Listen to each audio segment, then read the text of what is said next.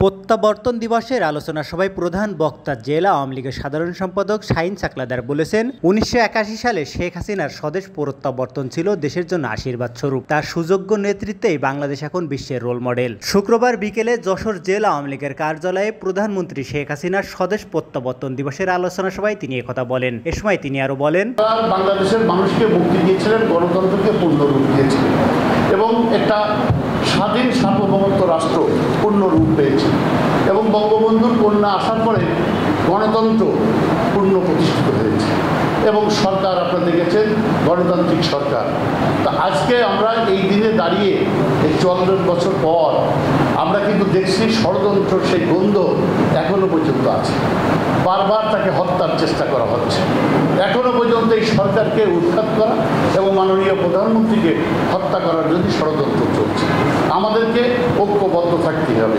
ছাত্রলীগ, যুবলীগ, আমাদের স্বেচ্ছাসেবক লীগ, আমাদের মহিলা আওয়ামী লীগ, আমাদের সমস্ত সংগঠন এবং মূল দল আওয়ামী লীগ আমাদেরকে ঐক্যবদ্ধ থেকে বঙ্গবন্ধুর কন্যার পাশে থেকে আজকে আমাদের দেশের যে উন্নয়ন, সেই উন্নয়নের পাশে থেকে জনগণকে সেবা দেওয়ার কাজ আমাদের বিরত রাখতে, আমাদের পাশে সবসময় থাকতে হবে।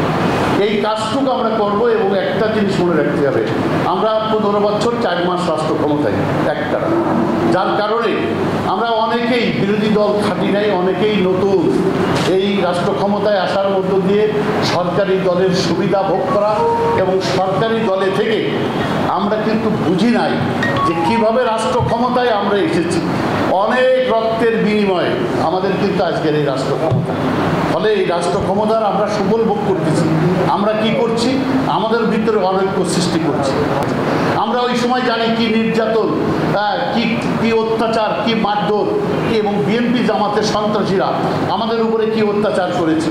আমরা এক জায়গায় মিটিং করতেছি, এমনকি ১৫ আগস্টের দিনও মানে আপনার খাবারের ডেকে লাঠি মেরে ফেলাই দিয়ে মাইক ভেঙে দিয়ে আমাদের বঙ্গবন্ধুর ৭ই মার্চের ভাষণ আমাদের বাজাতে দিত না। এরকম দিন আমরা বহু ২১ বছর পার করেছি। ২১ বছর চূড়ায় উত্তরায় আমরা যখন একটা সুন্দর জায়গায় এসেছি, রাষ্ট্র ক্ষমতায় এসেছি, তখন আমরা অনৈক্য হয়ে যাচ্ছি। এইটাই আমাদের বড় দুর্ভাগ্য। আমাদেরকে মনে রাখতে হবে, এখন অনেকেই আমরা জনপ্রতিনিধি হয়েছি, আমরা এমপি হয়েছি, উপজেলার চেয়ারম্যান, জেলা পরিষদের চেয়ারম্যান, পৌরসভার মেয়র, কিন্তু এইটা বুঝি না আমরা যে আমরা যখন বিরোধী দলে ছিলাম তখন কেমন ছিলাম আর এখন কেমন আছি। এই ভালোটা আমাকে সহ্য হচ্ছে না। আমরা কি করছি? একে অপরের বিরুদ্ধে সমালোচনা করছি, একে অপরের বিরুদ্ধে আমরা যদি ক্ষতি করতে পারি সেই কাজে আমরা লিপ্ত আছি। আমি অনুরোধ করব, যারা প্রকৃত আদর্শের মানুষ, ছাত্রলীগ এবং আগামী দিনে ছাত্রলীগই যারা নেতৃত্ব দেবে, যুবলীগের নেতৃত্ব দেবে, আমাদের স্বেচ্ছাসেবক লীগের নেতৃত্ব দেবে, সমস্ত সংগঠন আওয়ামী লীগের নেতৃত্ব দেবে, সবার কাছে আমার অনুরোধ থাকবে, আমাদের নেতা শহীদুল ইসলাম মিলন জেলা আওয়ামী লীগের সভাপতি, আমি জেলা আওয়ামী লীগের সাধারণ সম্পাদক সহ জেলা আওয়ামী লীগের যারা নেতৃবৃন্দ আছে সবার সাথে সমন্বয় করে আমাদেরকে আগামী দিনের পথ চলতে হবে। এই যে আলোচনা সভায় সভাপতির বক্তব্যে জেলা আওয়ামী লীগের সভাপতি বীর মুক্তিযোদ্ধা শহীদুল ইসলাম মিলন বলেন, বিশ্বের বিভিন্ন দেশে তাদের করুণ অবস্থার মধ্যে দিয়ে যখন শেষ পর্যন্ত দিল্লি থেকে তিনি বাংলাদেশে প্রত্যাবর্তন করেন, এই প্রত্যাবর্তনের সময় হাজার হাজার মানুষ কেঁদেছিল প্রকৃতি, বিশাল মেঘ বৃষ্টি, কাঞ্চি সারা বাংলাদেশ। জননেত্রী শেখ হাসিনা বাংলার মাটিতে পদার্পণ করলেন এবং তিনি হাওয়া করে কেঁদেছিলেন যে আজকে আমার মা নেই, বাবা নেই, ভাই নেই, বোন নেই, কেউ নেই এই দুনিয়াতে, একমাত্র আপনারাই আমাদের মা, বাবা, ভাই, বোন। তিনি এই কথা বলে বাংলার মাটিতে তিনি পদার্পণ করেছিলেন। ১৯৭৫ সালের ১৫ আগস্টে ঘাতক জিয়া রহমান এবং তার অনুসারীরা সেদিন ৩২ নম্বর বাড়িতে একটি হত্যাযজ্ঞ খেলা শুরু করেছিলেন। বাড়িতে অবস্থারত তার পরিবারের সকল সদস্য, মাসুম শিশু পুত্র, রাস্তার পুত্র, তারা সেদিন রেহাই দেয়নি। তারা জানতো বঙ্গবন্ধুর পরিবারের একজন সদস্য জীবিত থাকলে তারা পুনরায় এই বাংলাদেশের ক্ষমতা দখল করে নেবে। সেই কারণে তারা শেখ রাসেলকেও হত্যা করতে দ্বিধাবোধ করে নাই। তাদের যে উদ্দেশ্য ছিল, যে উদ্দেশ্য নিয়ে বঙ্গবন্ধু শেখ মুজিবুর রহমান এই বাংলাদেশকে স্বাধীন করেছিল, তাদের উদ্দেশ্য ছিল, বঙ্গবন্ধুর আন্দোলন ছিল সম্পূর্ণ মানে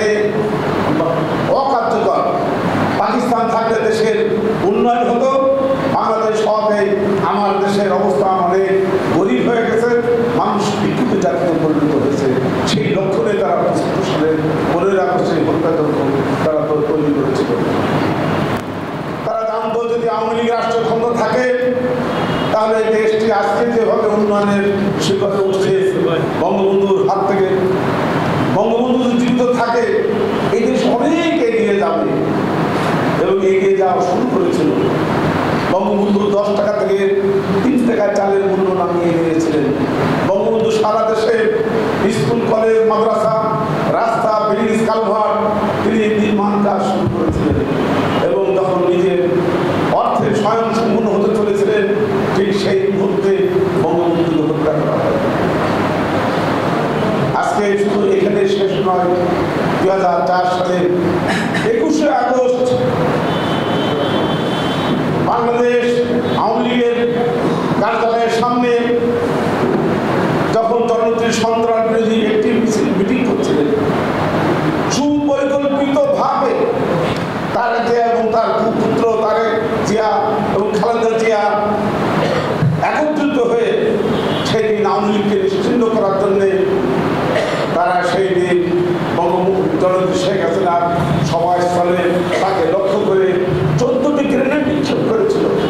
জেলা আওয়ামী লীগের উপদপ্তর সম্পাদক ওহিদুল ইসলাম তরফদারের সঞ্চালনায় বক্তব্য রাখেন ও উপস্থিত ছিলেন জেলা আওয়ামী লীগের যুগ্ম সম্পাদক মীর জহুরুল ইসলাম, পৌর আওয়ামী লীগের সভাপতি অ্যাডভোকেট আসাদুজ্জামান আসাদ, জেলা আওয়ামী লীগের যুব ও ক্রীড়া বিষয়ক সম্পাদক জিয়াউল হাসান হ্যাপি, জেলা আওয়ামী লীগের সদস্য রেজাউল ইসলাম, জেলা আওয়ামী লীগের স্বাস্থ্য ও জনসংখ্যা বিষয়ক সম্পাদক ডাক্তার এম.এ. বাশার, পৌর আওয়ামী লীগের সাধারণ সম্পাদক এস.এম. মাহমুদ হাসান বিপু, জেলা আওয়ামী লীগের সদস্য প্রফেসর মোয়াজ্জেম হোসেন, সামির ইসলাম পিয়াস, মোস্তফা আশিস দেবু, কেন্দ্রীয় মহিলা লীগের উপকমিটির সদস্য হাজেরা খাতুন, পৌর কাউন্সিলর হাজী আলমগীর কবির সুমন, জেলা স্বেচ্ছাসেবক লীগের সাধারণ সম্পাদক এস.এম. নিয়ামতুল্লাহ, জেলা ছাত্রলীগের সভাপতি সালাউদ্দিন কবির পিয়াস, পৌর আওয়ামী লীগের সহসভাপতি ফিরোজ খান, যুগ্ম সম্পাদক কাজী শাহিন, কোষাধ্যক্ষ হাজী হাসান সহ নেতৃবৃন্দ।